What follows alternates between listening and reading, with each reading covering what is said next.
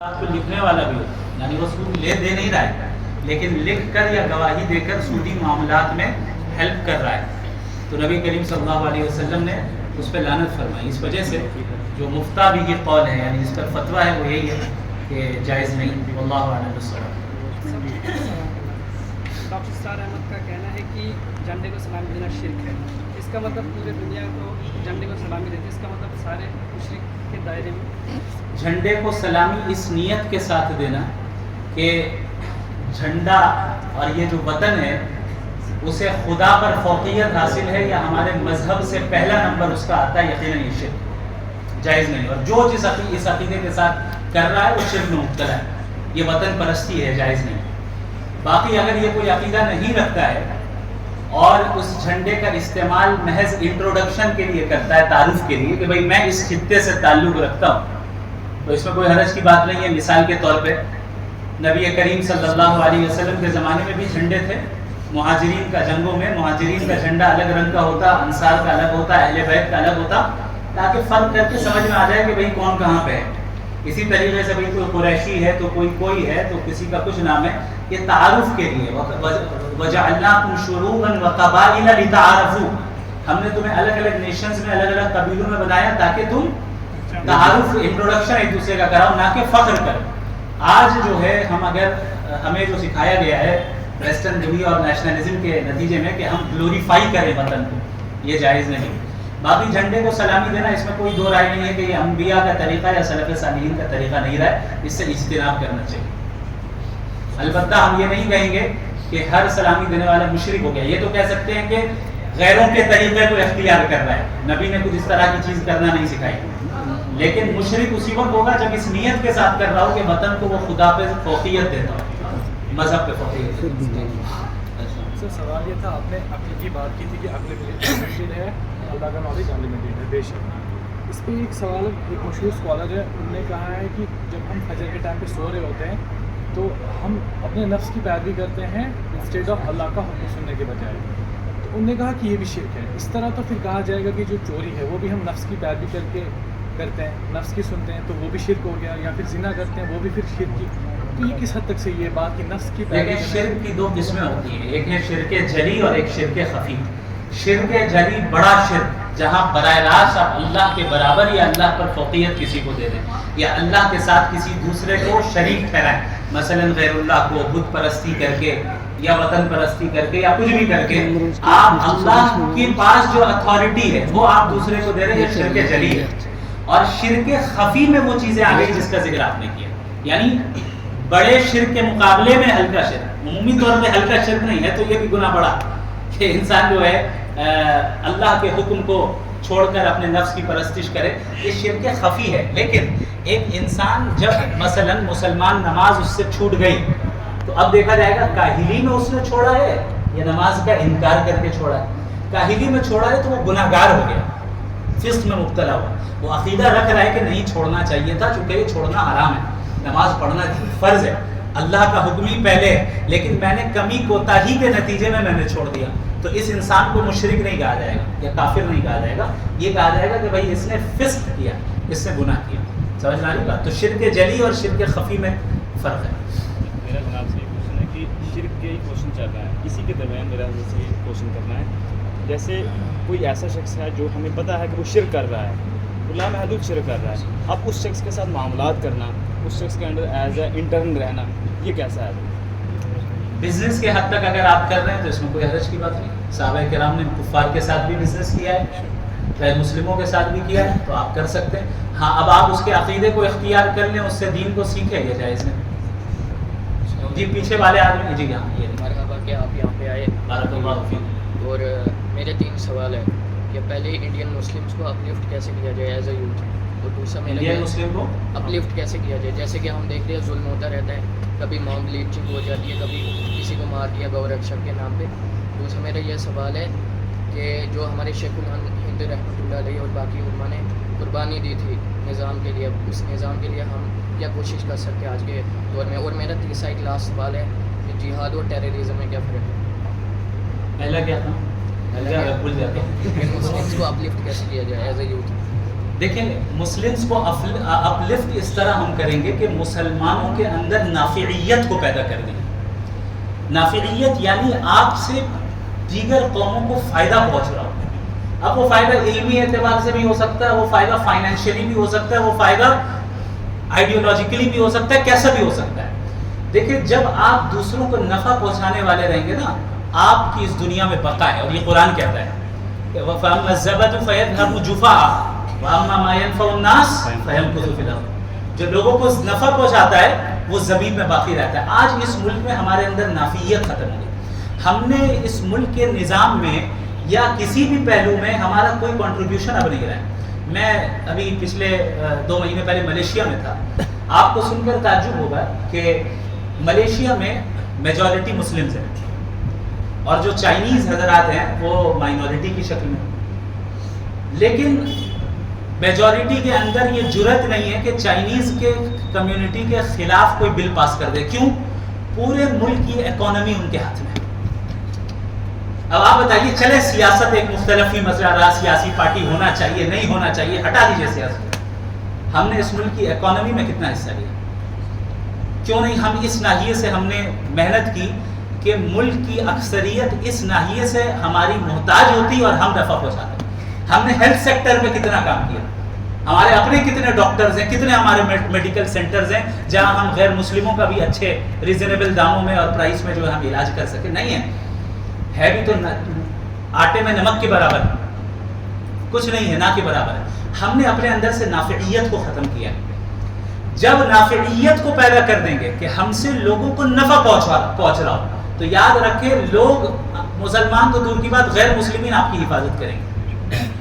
جب آپ کے, اسی لیے میں اپنے مسجد میں, ہم نے وہاں کلکتے میں یہ شروع کیا اللہ کے فضل سے کہ مسجد کو قرن اول کے زمانے کے مطابق بنایا جائے, مسجد نبوی کے مطابق, جہاں سے تعلیم کا کام بھی ہو رہا ہے, نمازوں کا کام بھی ہو رہا ہے, دعوت کا کام بھی ہو رہا ہے, سوشل ورک بھی ہو رہا ہے. ہم نے اپنے مسجد کے ارد گرد جو علاقے تھے مسلموں غیر مسلموں غریبوں میں کھانا تقسیم کیا, راشن تقسیم کیا. اب کیا ہوا, ان کے دل میں ایک سافٹ کارنر آیا ہمارے طرف. اب اگلی مرتبہ جب مسجد پہ کوئی آنکھ اٹھا کے دیکھے گا تو ایک مسلمان کے ساتھ وہ بھی ساتھ میں کھڑا ہوگا. کیوں؟ کیونکہ یہ مسجد بینیفٹ پہنچا رہی ہے اس کو. تو مسلمانوں کو اپلفٹ کرنے کے لیے میں یہ نہیں کہوں گا کہ بڑی بڑی ڈگریاں آپ انہیں دلوائیے. میں یہ کہوں گا کہ دین کو مضبوط کر دیجئے, اخلاق کو مضبوط کر دیجئے, نافع بنا دیجئے, چاہے کسی بھی اعتبار سے وہ نفع پہنچا رہے ہو. انشاءاللہ تعالیٰ اس ملک میں آپ کو ترقی ملے گی. دوسرا سوال, نظام کیا نظام؟ ہمارے علماء نے قربانی دی ہے نظام کے لیے. جی ہاں, تو آج ہم کیسے کر سکتے ہیں؟ آپ اس طرح کر سکتے ہیں کہ سب سے پہلا اسٹیپ جو نبی نے اختیار کیا تھا مکہ المکرمہ میں وہ اختیار کرے, وہ ہے دعوت الی اللہ. دیکھیں آپ اس پوزیشن میں فی الحال تو نہیں ہیں کہ آپ تصادم کی صورت میں آ رہے ہیں, اور یہ حکمت عملی کے خلاف بھی ہے. نبی کریم صلی اللہ علیہ وسلم نے پوری مکی دور میں کوئی تصادم اختیار نہیں کیا, بلکہ اجازت ہی نہیں ملی. کیا کیا؟ دعوت کا کام کرتے جاؤ, آزمائش آ رہی ہے صبر کرتے رہو, دعوت دعوت دعوت, صحیح عقیدہ بتاؤ, غلط عقیدہ واضح کرو, جنت اور آخرت کی حقیقت بیان کرو. اگر ہر مسلمان نے, آپ خود اندازہ لگائیں, نبی کریم صلی اللہ علیہ وسلم نے 23 سال نبوت کے بعد وفات تک کتنی مدت ہے؟ تقریباً 23 سال. 23 سال میں ایسا کیا کیا کہ پورا جزیرۃ العرب مسلمان ہو گیا؟ اس سے جنگ کا نتیجہ تو نہیں ہے, جنگ تو ضرورت کے وقت میں ہوئی نا.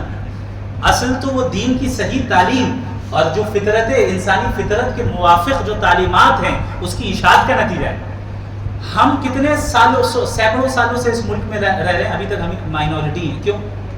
ہم نے غیر مسلموں کے درمیان نبی کے نہج پر اس پیمانے پہ دعوت کا کام نہیں کیا جس پیمانے پہ کرنا چاہیے. ہم نے ہمیشہ تصادم کے اور کانفلکٹ کی صورت میں دیکھا ہے. انہوں نے بھی کانفلکٹ کی صورت میں دیکھا, چونکہ انہیں دکھایا گیا میڈیا کے ذریعے, ان کی آرگنائزیشن نے انہیں پڑھایا. ہم ہمیشہ بیک فٹ پہ رہے. ہم سمجھے ان سے مقابلہ آمنا سامنا تبھی ہوگا جب بدر کی صورت ہو. ارے بھائی بدر سے پہلے 15 سال ہے. وہ دعوت کا کام کیا ہم نے ذمہ داری پوری کی؟ اب آپ بتائیے, ہم 25 کروڑ 30 کروڑ کی تعداد میں, یا شاید اس سے زیادہ ہیں, اللہ بہتر جانتا ہے, 25 کروڑ ہی پکڑ لیں, اور ملک کی اکثریت 100 کروڑ ہے. اگر ہر ایک مسلمان کم از کم 4 غیر مسلموں تک دعوت کا کام کر لے, اب بتائیے 25 کروڑ انٹو 4 کیجیے, کیلکولیٹ کیا نا, پورا ملک کور ہو گیا. ہم نے کیا, ہم نے تو اپنے پڑوسی غیر مسلم سے کبھی پوچھا بھی نہیں کہ بھائی توحید جانتے بھی ہو کہ نہیں جانتے ہو، آخرت کیا ہے، موت کے بعد کیا ہے.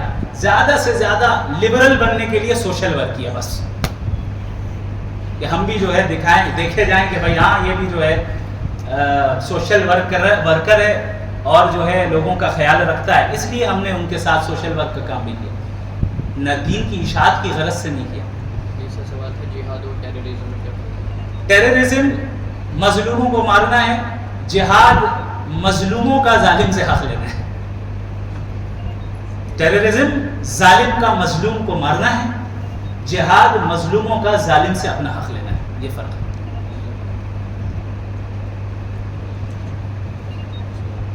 جی اچھا، دو سوال تھے میرے. پہلا یہ کہ یہ جو جیسے کہ آپ نے قرآن کی آیتیں کچھ بیان کی اور ان کا جو ترجمہ بیان کیا اور تفسیر بیان کی وہ آج کے دور کے حساب سے بیان کی. میں نے کچھ ہی علماء کو دیکھا ہے کہ جو اس طریقے سے تفسیر بیان کرتے ہیں، اور ان میں بھی میں نے کوئی مطلب کہ پوری لیکچرز نہیں ملے مجھے کہ جس سے میں پورا قرآن اس حساب سے سمجھ پاؤں. تو اس میں کوئی لیکچرز یا پھر کوئی قرآن کی ایسی تفسیر کی کتاب جس میں اس اعتبار سے تفسیر کی گئی.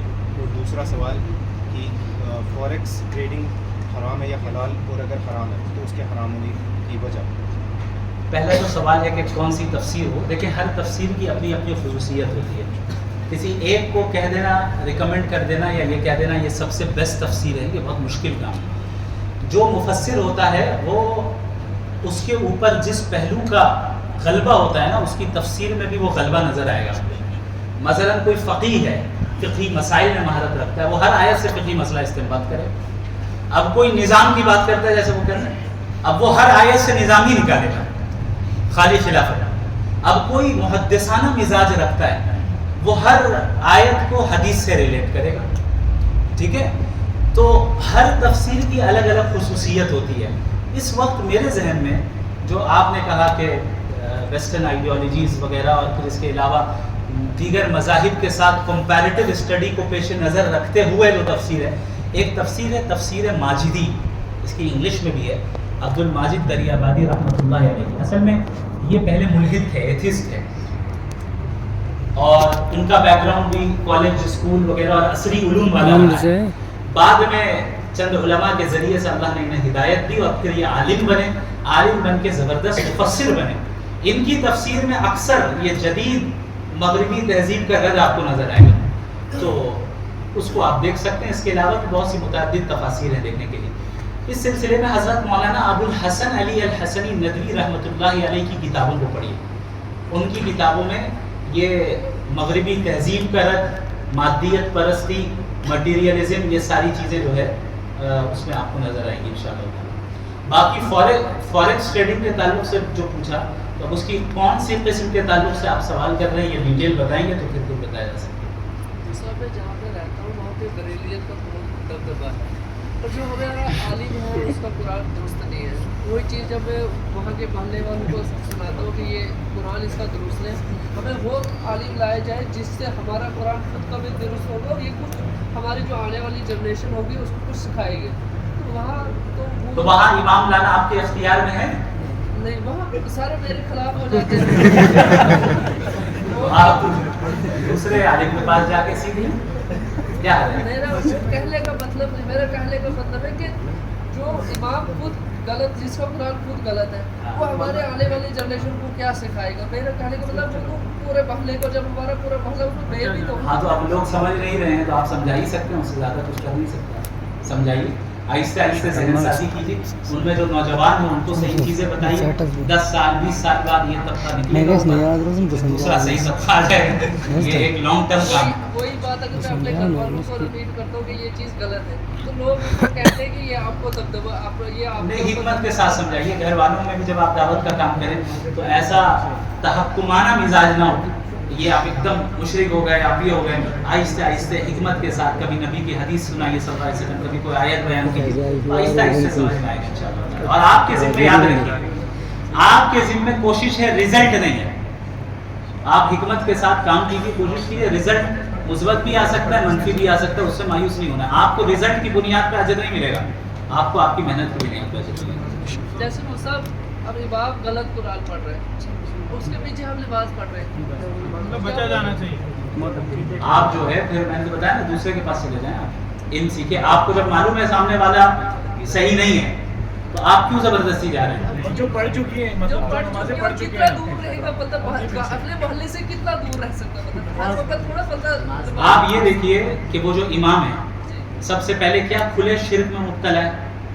नंबर 1 खुला शिर्क, खुले शिर्क में अगर मुब्तला है तो उसके पीछे नमाज जायज़ है।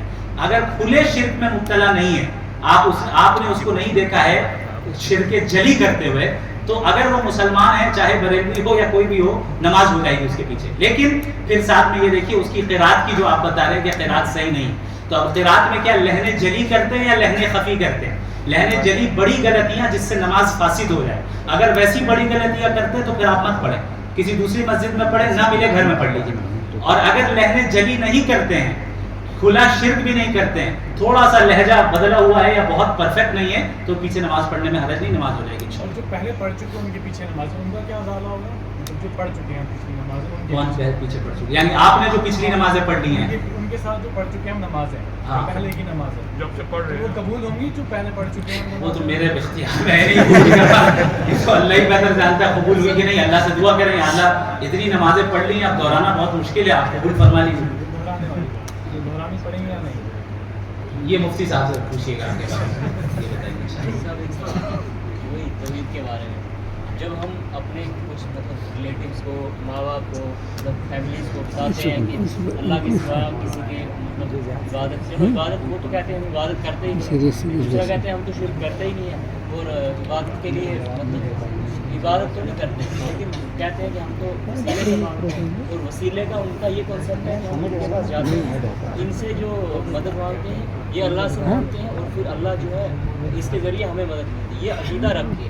अब लोगों को अगर हम अपने रिलेटिव्स को समझाएं कि ये जो हम कर रहे हैं ये दुरुस्त अक़ीदा नहीं है, तो फिर हम ये कहते हैं कि कुरान में इस जगह फलां जगह जो मतलब ये चीज़ें, ये आयतें नाजिल हुई हैं, तो वो कहते हैं ये तो मुशरिकों के लिए नाजिल हुई है, तो हमारे लिए। मैं आपका सवाल समझ गया। अव्वल तो ये वसीला नहीं है, वसीला एक दूसरी चीज़ होती है, वसीले को भी बहुत बदनाम किया गया। यहाँ पे क्या है कि जो मखलूक है ना, उससे बराह रास्त सवाल हो रहा है, ये वसीला क्या है? वसीला तो ये हुआ कि आप अल्लाह से मांग रहे हो और हवाला दे रहे हैं कि या अल्लाह फुला अमल के नतीजे में मुझे अता फरमा दे, फुला शख्स की बरकत से, यानी जो बरकत आपने दी है, जाहिर है किसी की बरकत अपनी नहीं होती, अता फरमा दे। ये मुख्तलिफ चीज़ है। हज़रत मोहम्मद रसूलुल्लाह सल्लल्लाहु अलैहि वसल्लम ने वाक़या जिक्र किया, सही बुखारी की रिवायत है कि भाई 3 आदमी एक गार में फंस जाते हैं, हर एक अपने अमल का वसीला देता है कि अल्लाह अगर मैंने ये काम आपके लिए किया तो आप जो है इस गार के दरवाजे को खोल दें, है ना। तो ये हुआ वसीला के मांगा अल्लाह ही से जा रहा है, आप अपने किसी अच्छे अमल का जो है हवाला दे रहे हैं और मांग रहे हैं, ये अलग चीज़ है। दूसरी चीज़ ये है कि आप मखलूक या साहिब कब्र से जाकर खुद मांग रहे हैं कि आप दे दीजिए, ये तो शिर्क है, ये वसीला है। दलील अल्लाह के नबी सबसे पहले इय्याका नअबुदु व इय्याका नस्तईन, आप ही की इबादत करते हैं, आपसे मदद तलब करते हैं। दूसरी चीज़ सुन लीजिए मेरी बात, अल्लाह के नबी ने फरमाया अद्दुआउ हुवल इबादत, दुआ क्या है? दुआ ही इबादत है। अब आप बताइए इबादत करना गैरुल्लाह की जायज़ है? वो तो ठीक है, लेकिन जो ये यही ठीक है तो फिर और मसला क्या है? मसला ये है कि इय्याका नअबुदु व इय्याका नस्तईन की जो तफसीर है वो। अच्छा इसको छोड़ दें, अभी इस हदीस के बारे में बताएं। नबी फरमा रहे हैं कि दुआ ही इबादत है, सुनन तिरमिज़ी की रिवायत। दुआ इबादत की मगज़ भी है, ये भी। हाँ, तो जब इबादत है, दुआ को भी इबादत ही एक किस्म करार दिया गया, तो अब इबादत किसी गैरुल्लाह की जायज़ नहीं, सीधी सी बात। एक मेरा सवाल है, जी। अगर कोई शख्स पहले से बैंक की जॉब कर रहा है और उसके बच्चे हैं, पढ़ाई वाले हैं, सारे उस पर डिपेंड करते हैं, जी। अब उनकी आज उसको एहसास हो रहा है कि गलत है, जी। ये चीज़ नहीं करनी चाहिए, इसके फैमिली मेम्बर्स उस पर डिपेंड कर रहे जी। हैं, ये जॉब छोड़ के फाइनेंशियल क्राइसिस जी आ हाँ, जाएगा, बिल्कुल। ये प्रैक्टिकल मसला है। वो क्या करें? इसका हल ये है कि एक बार में ना छोड़े, ग्रेजुअली करे और अल्लाह से इस्तिग़फ़ार करता रहे कि आप साइड बिजनेस शुरू कर दें या बेहतर जॉब की तलाश करते रहे, और साथ ही साथ आहिस्ते आहिस्ते आहिस्ते आहिस्ते जैसे आपको लगे कि अब मैं शिफ्ट कर सकता हूँ और अब इस वक्त में इस पोजीशन में आ गया हूँ कि मेरा घर की जिम्मेदारी जो ज़रूरियात हैं वो पूरी हो सकती हैं। ज़रूरियात में वो चीज़ें नहीं है जो हम और आप समझते हैं। ज़रूरियात में एक इंसान की जो बेसिक नीड्स हैं, खाना पीना, छत और कपड़े, बक़द्र ज़रूरत ज़िंदगी गुजारने की चीज़ों को अब आप अफोर्ड कर सकते हैं, दूसरे रास्ते से शिफ्ट कर जाइए। इसके साथ एक और सवाल है, जैसे जैसे आजकल हम एस्पिरेंट्स हैं जॉब के लिए ट्राई कर रहे हैं डिफरेंट, अगर किसी को जॉब कोई और नहीं मिल पा रही है, हाँ। लेकिन उसके सामने अवेलेबल की जॉब इस टाइम जो उसको इजीली मिल पा रही है बैंक की है, हाँ। तो उस केस में क्या करें? उसके बाद कोई मतलब उस केस में वो करे कि मजदूरी करे, मजदूरी करे, वो जायज़ नहीं है। मजदूरी करना इसकी तरगीब नबी ने दी कि भाई कमाने की का कोई तरीका नहीं। एक साहब मांग रहे थे सवाल, नबी ने फरमाया जाओ जंगल में जाओ, कुल्हाड़ी लेके जाओ, लकड़ी काटो, कंधे में ला दो, लाकर बेचो बाजार। ये यानी एक्सक्यूज नहीं है कि कोई और अपॉर्चुनिटी नहीं है। अपॉर्चुनिटीज बहुत है। रिस्क किसके हाथ में भाई? अल्लाह के। यहाँ से नहीं वहां से गिरे। वमन यत्तकिल्लाह यजअल लहू मखरजा व यरज़ुक़हु मिन हैथु ला यहतसिब। जो अल्लाह का तकवा इख्तियार करेगा, अल्लाह उसके लिए एग्जिट निकालेगा और वहां से रोजी देगा जो उसके गुमान में भी नहीं। तो रिस्क के ताल्लुक से बहुत ज्यादा परेशान नहीं होना चाहिए। नबी सल्लल्लाहु अलैहि वसल्लम ने फरमाया एक इंसान उस वक्त तक मर नहीं सकता जब तक कि उतना रिस्क उसे मिल ना जाए जितना अल्लाह ने मुकद्दर किया। ये बच्चों की अपब्रिंगिंग के लिए जी कि अब मेरा बेटा, मैं उसको बता रहा हूँ कि पहले इंसान जो दुनिया में आया हज़रत आदम अलैहिस्सलाम के, जी वो अब बड़ा होता जाएगा, क्लासेस पढ़ता जाएगा, वो एक टाइम पे डार्विन के हाँ, टाइम पे जी। पहुंचेगा। उसके दिमाग में थ्योरी ऑफ एवोल्यूशन लिटरली डाली जाएगी, जी तो उसके माइंड में वो एक कॉन्ट्रडिक्शन बन जाएगा। एक उसकी अपब्रिंगिंग कैसे की जाए। तो दूसरा उसका एक सवाल था कि जो ये इंस्टाग्राम और ये जो सोशल मीडिया हमें लिबरलिज्म और माइंड सेटअप LGBTQ वाला माइंड सेटअप की तरफ लेके जा रहा है, जी इसके प्रिकॉशनरी, इसके प्रिकॉशंस क्या है? हम अपने बच्चों को किस तरह से अपब्रिंगिंग करें ताकि ये अफेक्ट ना करे उसको? देखिए, सबसे पहली चीज तो जो आपने सवाल किया, क्या किया था? हाँ, एवोल्यूशन वाला। देखिए, इसका एक लॉन्ग टर्म काम है, एक शॉर्ट टर्म काम है। लॉन्ग टर्म और जो सही परमानेंट सोल्यूशन है वो तो यही है कि आपके अपने स्कूल्स होने चाहिए जो इस्लामिक पर्सपेक्टिव बल्कि इस्लामिक पैराडाइम के तहत मॉडर्न एजुकेशन को पढ़ाए।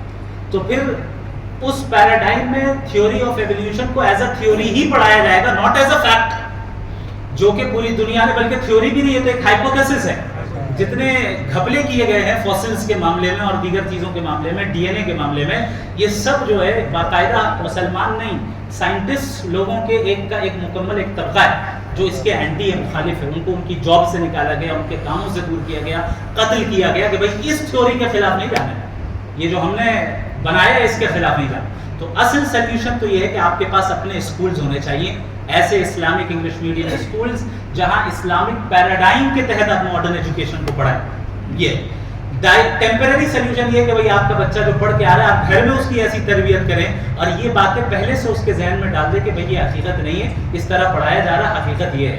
क्या वही इलाही और इंसानी तहकीकात के दरमियान जो फ़र्क है जो हमने बयान किया सोर्सेज ऑफ नॉलेज का, उसको आप वाज़ेह करें आहिस्ते आहिस्ते उसकी सतह पे उतर के, और ग्रेजुअली उसके जहन में ये डाल दें बात और उसके दाखिल हो जाए, उसका अकीदा मजबूत हो जाए कि वही इलाही को फाइनल अथॉरिटी हासिल है। क्योंकि इंसान की रिसर्चेस गलत हो सकती है ना भाई, साइंस ने आज एक रिसर्च पेश की, 50 साल बाद वो रिसर्च चेंज हो गई, वही इलाही कभी चेंज नहीं हो सकती। इसीलिए बाज़ अफराद जो है अपोलोजेटिक रवैया इख्तियार करते हैं, मार्केट में कोई भी साइंसी तहकीक नहीं आई फौरन कुरान से उसको साबित करने लग जाते हैं। भाई कुरान में मैंने तो पहले 1400 साल पहले जिक्र कर दिया, भाई ये थ्योरी है, हो सकता है 100 साल बाद ये बदल जाएगी, फिर उस टाइम आप क्या कहेंगे? कुरान को बदल देंगे? तो ज़बरदस्ती साइंस को कुरान के साथ इंटीग्रेट नहीं करना चाहिए। ये समझना चाहिए कि साइंस भी एक सोर्स ऑफ नॉलेज है, उसमें गलती भी हो सकती है, सही भी हो सकता है और सही होता भी है, लेकिन उसका एक मखसूस डोमेन है, उस डोमेन के बाहर जब निकलेंगे तो वही इलाही को फाइनल अथॉरिटी हासिल है। ये आपको इस तरीके से करना है। सोशल मीडिया का जहाँ तक ताल्लुक है, ये एक बहुत बड़ा मसला, प्रैक्टिकली जो है बहुत बड़ा मसला वालिदैन के लिए बिलखुसूस है। इसका सबसे अहम और बुनियादी स्टेप ये है कि बच्चों को छोटी उम्र में मोबाइल और सोशल मीडिया से बचाया जाए। ये अभी बच्चा 2 साल का नहीं हो रहा है, उसके हवाले जो है मोबाइल कर दिया जा रहा है। तो बच्चों के लिए नहीं, ये हमारे लिए भी, हमारे भी कई जी, इसमें हल ये है कि आप सोशल मीडिया का बकदर ज़रूरत इस्तेमाल करें और उतना ही इस्तेमाल करें जिससे आपको नफ़ा पहुंच रहा है। असल में होता क्या है, एल्गोरिदम सोशल मीडिया का ऐसे ही डिज़ाइन किया गया है कि आपको वो रिकमेंडेशन आती रहेंगी। आपने ज़रा सी एक थ्योरी ऑफ एवोल्यूशन पे कोई वीडियो देखी, अब रिकमेंडेशन आना शुरू।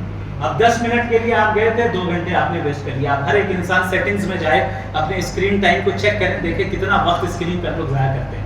तो बिला वजह जब ये है ना कि खाली दिमाग शैतान का घर होता है, तो जब इंसान बेनिफिशियल काम नहीं करेगा اور اس چیزوں کو نہیں، ان چیزوں کو اختیار کرے گا جس سے بینیفٹ پہنچے، تو پھر وہ انہی چیزوں میں انوالو ہوگا، پھنسے گا، نگاہوں کی جو ہے بد نظری ہوگی، غلط لوگوں کو سننے لگ جائے گا، غلط باتیں سننے لگ جائے گا. لہٰذا موبائل پر، سوشل میڈیا پہ اگر آپ کو کنٹرول حاصل ہے تب تو آپ محفوظ ہیں. آپ جانتے ہیں کہ مجھے اس کو سننا ہے، اس کو نہیں سننا ہے، یہ بات سننی ہے، یہ بات نہیں سننی ہے.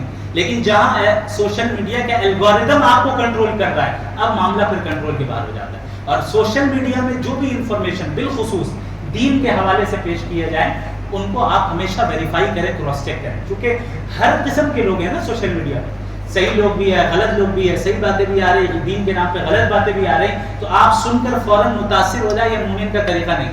مومن پہلے دیکھتا ہے کہ بھائی یہ بات صحیح بھی ہے کہ نہیں، ویریفائی کرتا ہے، چیک کرتا ہے. تو آپ اس کو دیکھیں. اگر کوئی بات سوشل میڈیا میں آپ کے سامنے دین کے حوالے سے آ رہی ہے جو آپ کو کنفیوژن میں ڈال رہی ہے، ڈاؤٹ میں ڈال رہی ہے، کتنی دیر اور چلنا ہے؟ جیسے ہم کوئی بزنس کرتے ہیں، چاہے تو مینوفیکچرنگ کا ہو یا کوئی اور سا بزنس ہو، تو اسلامک رولس کے حساب سے پرسنٹیج آف پروفٹ جو ہے وہ کتنی ہونی چاہیے؟ اس میں اسلام کوئی آپ کو حد بندی نہیں کرتا ہے کہ آپ 10% ہی پروفٹ لے سکتے ہیں اپنے پروڈکٹ میں، یا 5% ہی لے سکتے ہیں. جتنا آپ کو آسانی کے ساتھ سامنے والے کو دھوکہ دیے بغیر، سامنے والے کو ٹھگے بغیر آپ کو مل جائے گا ان شاء اللہ تعالیٰ. اس کی کوئی اسپیسیفائی نہیں کرتا ہے اسلام.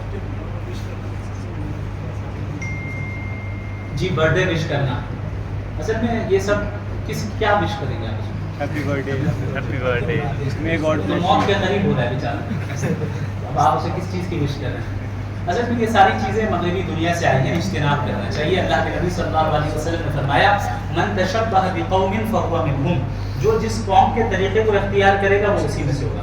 نبی کریم صلی اللہ علیہ وسلم نے بھی کبھی سالانہ برتھ ڈے تو نہیں منائی، جبکہ اگر بنانا جائز ہوتا تو نبی سب سے اس کے زیادہ حقدار ہوتے، لیکن ایسا نہیں کیا، نہ صحابہ نے کیا، نہ کسی اور نے کیا. لہٰذا ہم کیوں غیروں کا طریقہ اختیار کریں؟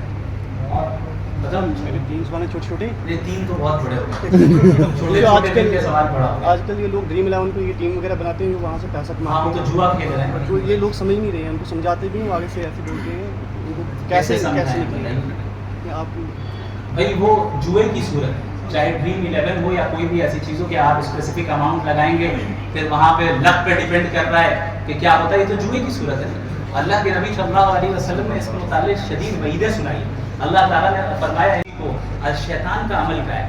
تو دیکھیے ہمیں یہ طے کرنا ہے کہ ہمیں شیطان والا راستہ اختیار کرنا ہے یا اللہ والا. اگر شیطان والا کرنا ہے کرنے دیں، ڈریم 11 کے لیے، ڈریم 12 کے لیے، لیکن انجام وہی ہوگا جو قرآن نے بیان کر دیا. شیطانی راستوں کا ٹھکانہ جہنم. ہمیں اپنی زندگی کے تعلق سے اب سنسیئر ہونا ہوگا کہ ہم کر کیا رہے ہیں، ہمارا انجام صحیح ہونے والا ہے یا غلط ہونے والا ہے. جتنا زیادہ اللہ کا خوف اور خشیت ہمارے دلوں میں ہوگی، اتنا زیادہ ہم اپنے آپ کو گناہوں سے بچائیں گے. نوجوان اپنی جوانی کی حفاظت کیسے کرے جن کا ابھی نکاح نہیں ہوا؟ نوجوان اپنی جوانی کی حفاظت کیسے کریں؟ جن کا نکاح نہیں ہوا ہے نکاح کر لیں. جن کا نہیں ہو رہا ہو، پیرنٹس نہیں مانتے، بہت سے لوگ بچے ہیں ابھی حرام ریلیشن شپ میں پڑے ہوئے ہیں. آپ صبر کریں. نبی نے بیان کیا صلی اللہ علیہ وسلم من استطاع منکم الباءۃ فلیتزوج، جو بھائی نان و نفقہ اور ساری چیزیں سنبھال سکتا ہو اور پھر مردانی قوت بھی ہو اور ساری چیزیں ہوں، وہ نکاح کر لے. ومن لم یستطع فعلیہ بالصوم، اور اگر کسی ایسی سچویشن میں کہ نکاح نہیں کر پا رہا ہے، سرکمسٹانسز ایسے ہو گئے کہ وہ نہیں کر پا رہا ہے، فعلیہ بالصوم، وہ روزے کی کثرت کرے، چونکہ روزہ انسانی خواہشات کو دبا دیتا ہے. یعنی اپنے آپ کو نیک ماحول میں رکھیں، نگاہوں کی حفاظت کریں. ہر وہ چیز جو آپ کو پرووک کر رہی ہے یا ٹریگر کر رہی ہے گناہ کی طرف مائل ہونے کے لیے، اس چیز سے رہے، دور ہو جائیں. اگر موبائل آپ کو ٹریگر کر رہا ہے، موبائل کو چھوڑنا لازم ہوگا، بٹن والا چلائیے. فلسطین کے مسلمانوں کے لیے ہم کیا کر سکتے ہیں؟ فلسطین کے مسلمانوں کے لیے ایک تو فی الحال کچھ نہیں کر سکتے، حقیقت یہی. دعا کیجیے، اہتمام کیجیے، مالی اعتبار سے جتنا تعاون صحیح راستے سے ہو سکتا ہے کریے. اب یہ تو ایک ایسا مسئلہ ہے جس میں اب مطلب کوئی اور سوال کر لیجیے. 57 مسلم ممالک ہیں، ایک اسرائیل کو ختم کرنے کی طاقت نہیں رکھتے ہیں. جب دنیا کو جو ہے ہم اپنا مقصد زندگی بنا لیں اور اللہ کی خشیت چلے جائیں، 57 یا 100 ملک بھی ہو جائیں تب بھی کچھ نہیں کر سکتے. حکام ویسے چاہیے جو صلاح الدین ایوبی جیسے ہوں. اگر ایسے افراد کے ہاتھ میں حکومت ہے پھر 57 ملک یا ایک ملک بھی کافی. انشاءاللہ دن قریب ہے. ایمان رکھنا کہ اللہ تعالیٰ بہت رحم کرنے والا ہے. میری کوتاہی کو تو معاف کر دے گا، لیکن کبھی کبھی یہ چیز جیسے میں اپنا پرسنلی بتا رہا ہوں، یہ چیز بہت زیادہ اس پہ ایمان رکھتا ہوں کہ اللہ تعالیٰ مجھے معاف کر دے گا جتنی بھی میری کوتاہی ہوگی یا کبھی جب بھی، کبھی کبھی میری ڈیڈس کے ایکشنس کے پیچھے بیریئر آ کے بیچ میں آ جاتا ہے. اس کے لیے کیا بیریئر آتا ہے؟ یہی کہ اگر مجھ سے کوئی کوتاہی ہو بھی جاتی ہے تو میرے سب کانشیس مائنڈ میں یہ رہتا ہے کہ اللہ تعالیٰ معاف کر دے. دیکھیں اس میں دو پہلو ہیں، اگر کوئی وظیفہ بھی ہو، دو پہلو ہے اس میں. ایک مائنڈ سیٹ یہ ہے کہ بھائی گناہ کرتے رہو، مجھے کوئی فرق نہیں پڑا، اللہ تو غفور الرحیم ہے. ایک مائنڈ سیٹ یہ ہے. اس کے تعلق سے تو نبی نے فرما دیا الکیس من دان نفسه وعمل لما بعد الموت والعاجز من اتبع نفسه هواه وتمنى على الله. عقل مند وہ انسان ہے جو موت سے پہلے موت کی تیاری کر لے اور اپنا محاسبہ پہلے کر لے، اور بیوقوف ہے وہ شخص جو گناہ کرتا رہے، نفسانی خواہشات کی پیروی کرتا رہے اور اللہ سے لمبی لمبی امیدیں باندھے کہ اللہ تو معاف کرے گا. دوسرا ایک سچویشن یہ ہے جو آپ نے بیان کیا کہ بھائی اللہ سے امید رکھنا کہ اللہ ہمارے گناہوں کو معاف کر دے گا، لیکن اپنے گناہوں پہ مصر نہ رہنا، اور گناہ ہو جائے تو وہ ایک بے چینی پیدا ہو جانا کہ کیسے ہم اسے جو ہے اس سے چھٹکارا پائے. تو یہ تو ایمان کی دلیل ہے. وظیفہ اس کا یہی ہے کہ آپ پریکٹیکلی اس گناہ کو عمل کرتے رہیں. میں وظائف نہیں بتاتا، یا تو اتنا ہی وظیفہ بتاتا ہوں جو نبی کریم صلی اللہ علیہ وسلم ہے کہ بھائی اللہ معاف کرے گا کہ نہیں کرے گا. یہ دراصل شیطانی ٹریپ ہے. لیکن اگر یہ چیز آ رہی ہے کہ بھائی مجھ سے گناہ تو ہو گئے سرزد، لیکن میں اس میں اپنی کوتاہی کو تسلیم کرتا ہوں اور امید رکھتا ہوں کہ آئندہ نہیں دہراؤں گا، اللہ سے امید رکھتا ہوں کہ یا اللہ آپ معاف فرما دیں، تو اس کا سب سے بہترین وظیفہ یہی ہے جو قرآن نے بیان کیا، استغفار کی کثرت. ایک انسان استغفار کی کثرت جب کرتا ہے، اپنے گناہوں کا استحضار رکھ کر استغفر اللہ ربی من کل ذنب، استغفر اللہ ربی واتوب الیہ، جو احادیث میں مروی ہیں، صحیح احادیث میں، ان وظائف کو اور ان استغفار کی جب پابندی کرتا ہے تو اللہ رب العالمین اسے ایک دل میں انشراح بھی دیتا ہے کہ اس کو گناہ معاف کر رہے ہیں. لیکن کبھی اس کا غلط فائدہ یہ نہیں اٹھانا چاہیے کہ ہم گناہ کرتے رہیں اور اللہ رب العالمین معاف کر دے گا ہمیں. ٹھیک ہے صاحب، ایک تھا یہ بٹ کوائن سے ریلیٹڈ، یہ کہاں تک جائز ہے؟ بٹ کوائن مختلف ہی مسئلہ ہے، ابھی بھی علماء کے درمیان اس پر بات چل رہی ہے. ابھی بھی میجورٹی علماء کی رائے یہ ہے کہ یہ دراصل جائز نہیں ہے، اس کی حقیقت کچھ نہیں ہے، یہ ڈیجیٹل کرنسی کی طرح ہے، اس کی کوئی حقیقت نہیں ہے، اس لیے فی الحال جائز نہیں ہے. لیکن اس میں اجتہاد کا دروازہ ابھی بھی کھلا ہوا ہے اور علماء کرام، فقہاء کرام ابھی بھی اس پہ ڈسکشنز کر رہے ہیں. تو حتمی طور پہ تو فی الحال کچھ نہیں کہا جا سکتا، یہی کہا جائے گا کہ اجتناب کیجیے. جو علماء کہہ رہے ہیں جائز نہیں ہے، اسی قول کو لیجیے چونکہ اسی میں احتیاط ہے، اسی میں احتیاط.